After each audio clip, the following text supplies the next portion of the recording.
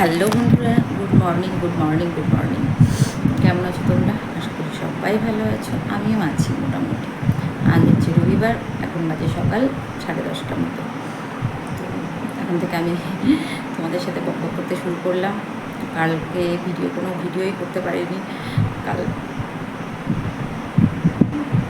খুব একটা ঠিকঠাক ছিলাম না, খুব খারাপ ছিলাম, মানে শরীরটা ভীষণ খারাপ ছিল, তার জন্য কোনো ভিডিও করতে পারিনি। তো আজকে থেকে শুরু করলাম। আর আজ হচ্ছে কী বার জানি, রবিবার, কত বললাম। আজ হ্যাপি সানডে। জানি না কি রান্নাবান্না করবো। সকালে কান্তিবাবুকে ওটস দিয়েছি, খেয়ে গেছে, আমি এখনও কিছু খাইনি, খাবো এবার। আর পুচুকে একটা ওই যে একটা বদমাইশ জঙ্গলি বিড়াল পুচুকে এমন করে চেপে ধরেছে, আমি গিয়ে ছাড়াতে পারছি না। যাই হোক, ও ভীষণ ভয় পেয়েছে, কাদা টাদা মেখে গেছে, ওকে স্নান করাতে হবে। ও সোফার তলায় ঢুকেছে, বেরোচ্ছে না, ভয়ে ডেকে ডেকে ডাকলাম, বাবা আয় আয়, বেরোচ্ছে না। তো বুচু তো একটু চালাক, বুচু লাফিয়ে চলে গেছে। আর ও শরীরটা ভারী হয়ে গেছে, যার জন্য ও খুব একটা ছুটতে পারে না এখন। ওদের খাওয়া হয়ে গেছে, দেখি ওকে বের করে নিয়ে ওকে স্নান করাবো। আর ইয়ে করে ফেলেছে, ওগুলো পরিষ্কার করবো, করে আমি একটু স্নান করবো, করে তারপরে ঘরের কাজ করবো যা আছে, পুজো টুজো করবো। পরে এখনও কাজ সেরে উঠতে পারিনি,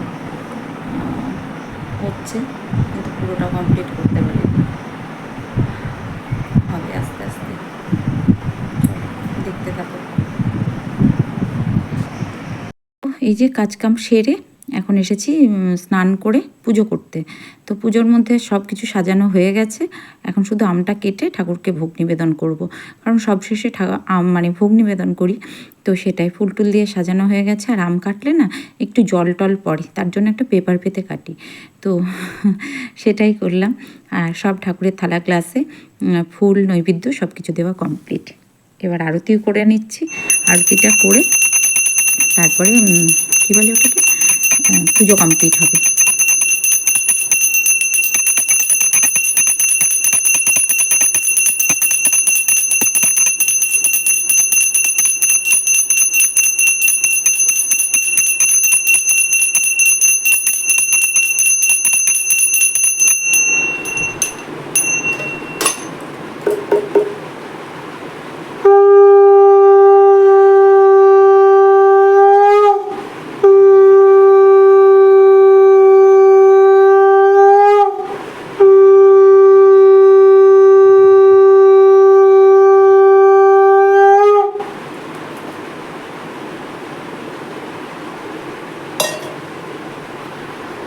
বন্ধুরা, এখন 12টা বেজে গেছে, 12টা 5। আর আমার পুজো করে নিলাম, আজকে পুজো কমপ্লিট হয়ে গেল। কারণ পুজো তার স্নান করে নিলাম, স্নান করে পুজো করে নিলাম। বপুকে ওখানে বসিয়েই পুজো করেছি, কারণ আমার সুবিধে হয় তার জন্য। আর ফলে দিয়েছি, ভোগে দিয়েছি, ফলের মধ্যে ছিল আম আর বাতাসা, এটাই দিয়েছি। কালকে জিলিপি দিয়েছিলাম, ওর বাবা নিয়ে এসেছিলো, তো জগন্নাথ দেবের উদ্দেশ্যে এগুলো করেছিলাম, তো দেখাতে পারিনি যেহেতু কাল আমি ভিডিও করিনি, তার জন্য। আর এখন এই যা বৃষ্টি শুরু হলো, এক পশলা বৃষ্টি হয়ে গেল। তোমার স্নান কমপ্লিট, পুজোও কমপ্লিট, স্নান পুজো সমস্ত কিছু কমপ্লিট। এবার ওকে এখানে বসেই পুজো করলে আমার সুবিধা হয়, দোলনাতে পরে বসাবো। পুজোটা তো হলো সব থেকে বড়ো জিনিস। স্নান করে নিলাম, একবারে পুজো করে নিলাম, এবার রান্না বসাবো। চলো দেখি কি রান্না করবো। টক বগিয়ে ফুটছে চিকেনের ঝোল, পাতলা ঝোল, কারণ কান্তিবাবু চিকেনের খুব মানে ঠিক গ্রেভি খায় না। তো জানো তো, অনেকটাই লঙ্কা দিয়েছি, কালারটা মোটামুটি খারাপ আসেনি, ভালোই এসেছে, কিন্তু ক্যামেরাতে বুঝতে পারছি না কেন কালারটা আসছে না। আমার সব রান্না হয়ে গেছে, চিকেনও সেদ্ধ হয়ে গেছে, ডান। এবার ঢেকে দিয়ে চলে যাব 5 মিনিট মতো।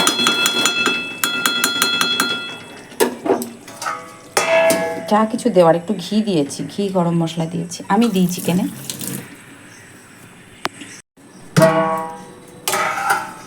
দারুণ কালার এসেছে, আমার ফোনে কেন আসছে না বুঝতে পারছি না, একটা অসাধারণ কালার এসেছে।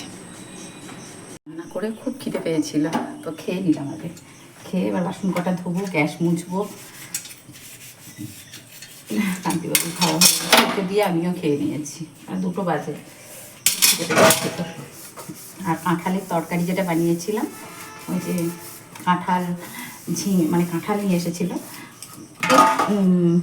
কাঁচা কাঁচা কাঁঠাল, পাকা কাঁঠাল নয়, কাঁঠাল ঝিঙে পটল দিয়ে যে তরকারিটা বানিয়েছিলাম, তরকারিটা খুব সুন্দর হয়েছে খেতে। কান্তিবাবু তো ওই তরকারিগুলো খেতে খুব ভালোবাসে, তরকারিটা খেতে খুব ভালো হয়েছে, তো খেলো।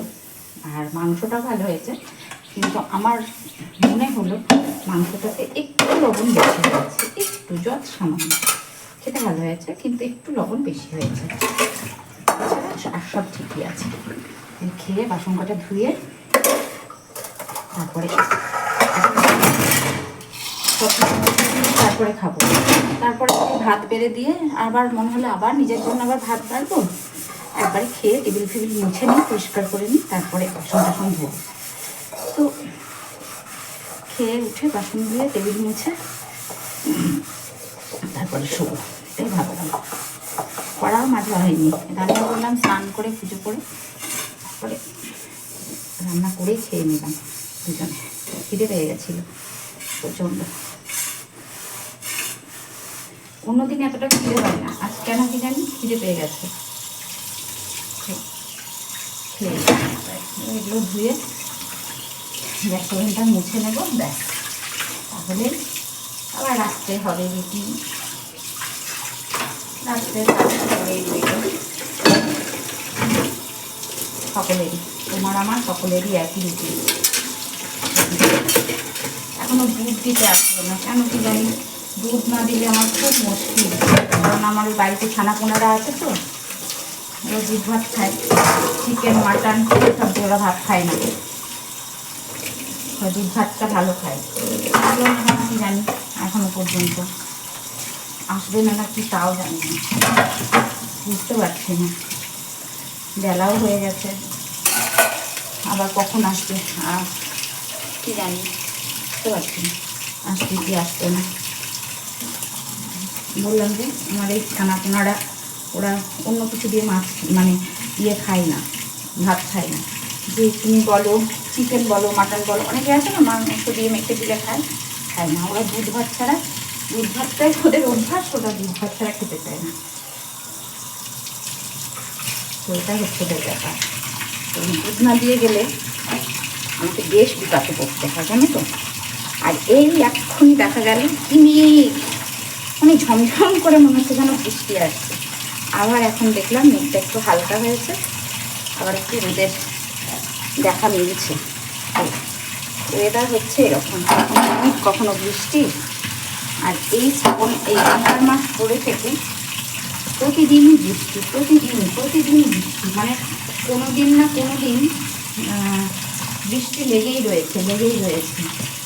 এটাই ভাবছিলাম যে কোনো দিন না কোনো দিন বৃষ্টি প্রতিদিন।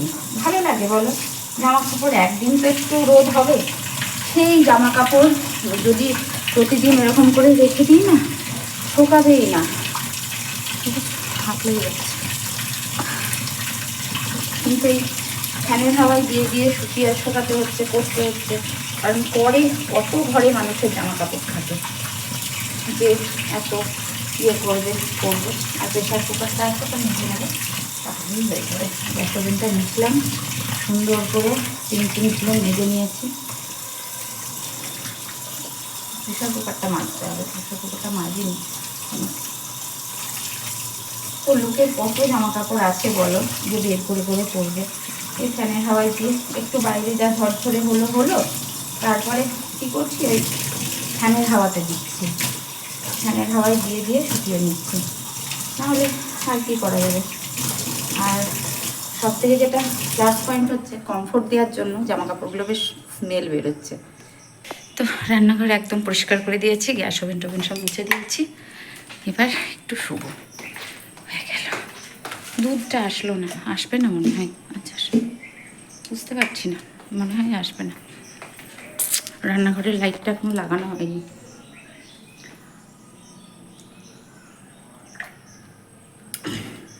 চলো একটু রেস্ট করি, পরে আবার কথা বলছি। শুভ সন্ধ্যা। তো সন্ধ্যা দেখানো কমপ্লিট হলো, কিন্তু এখন কান্তিবাবু বেরিয়ে গেছে অনেকক্ষণ আগে। আজকে বৃষ্টি হচ্ছিল, বারবার বৃষ্টি হচ্ছিল। কখন বৃষ্টি হচ্ছিল সেটাও বুঝতে পারিনি, আবার যে কখন ছেড়ে গেছে সেটাও বুঝতে পারিনি। তো শরীরটা ভীষণ দুর্বল, যার জন্য খুব ঘুম পাচ্ছে। কালকে রাত্রেও শুতে শুতে ঘুমিয়ে পড়েছি, আবার দুপুরেও ঘুমিয়েছি, আবার রাত্রেও ঘুমিয়ে। এই যে দেখো সন্ধ্যা দেওয়া কমপ্লিট হলো। প্রসাদগুলো তুলবো, থালাগুলো ধোবো, দেখাই। সন্ধ্যা দেওয়া কমপ্লিট হলো, ফুলগুলো পরিষ্কার করবো তাড়াতাড়ি করে। আগে সন্ধ্যা দিয়ে নিই, যেখানকার ফুলগুলো করা হয়েছে এই ফুলগুলো পরিষ্কার করা হয়নি। সন্ধ্যা দিয়ে ঠাকুরকে ভোগ দিয়ে গেছিলাম চা বসাতে। তো খুব ঘুমাচ্ছিলাম, খেয়ে দিয়ে বৃষ্টি পড়ছিল যেহেতু। এসো গোপুষণ, এসো গোপুষণ, একটু দোল খাবে, দোল নাকে। গোপু আজকে এখানে বসেই পুজো করে দিয়েছি, তাই গোপু একটু দোল নাকে দোল খাবে। কী বলে ওটাকে? খুব ঘুমাচ্ছি, রাত্রে ঘুম হবে কি জানি না। দুপুরে বেশ ঘুমিয়েছি। কান্তিবাবু উঠে দোকানে চলে গেছে, তখন বুঝতেও পারিনি।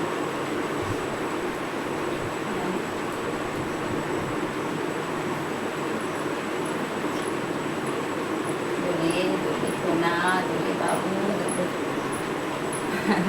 একটু দোল খা, দোল খেলে খুব খুশি হয় সোনা, দোল খেলে ভীষণ খুশি হয় সোনার দাদা। আর বাইরে বৃষ্টি পড়ছে, যখন তখন বৃষ্টি চলে আসছে, তো যার জন্য বুঝতে পারছি না যে কখন বৃষ্টি আসছে কখন কী হচ্ছে, যেহেতু জানলা দরজা সব বন্ধ ছিল, যার জন্য বুঝতেও পারিনি। এখন দেখছি সব কিছু ভেজা। তাড়াতাড়ি করে উঠে সন্ধ্যাটা দিলাম, দিয়ে এখন বাজে সন্ধ্যা 7টা। সন্ধ্যা দিতে আমার একটু টাইমই লাগে, সন্ধ্যা দিতেও সময় লাগে, আবার পুজো করতেও সময় লাগে, অনেকটা করেই সময় লাগে। যাই হোক, কারণ ঠাকুরকে তো আর চটজলদি হয় না, আমি পারি না। অনেকেই দেখি একসাথে দুয়ারে জল দিলাম, তো তাড়াতাড়ি করে শঙ্খ বেজে গেল। আমার সন্ধ্যা জোগাড় করতে করতে শঙ্খ হয়ে গেল পুজো। আমার হয় না কেন জানি না কেন হয় না। যাই হোক, সেটা হয় না, আর কি করা যাবে। সন্ধ্যা দেওয়া কমপ্লিট, এবার একটু চা বসিয়েছি দেখি। আর রান্নাঘরের লাইটটা আজকেও লাগানো হয়নি ঠিক করে, বাইরের লাইটটাই জ্বলছে। সন্ধ্যা দেওয়া কমপ্লিট, ঠাকুর ঘরে লাইট অফ করে দিয়েছি, ফুল পরিষ্কার করা যা কিছু সব হয়ে গেছে। এবার 1 কাপ চাটা তো আগে খাই, তারপরে যা করার করবো।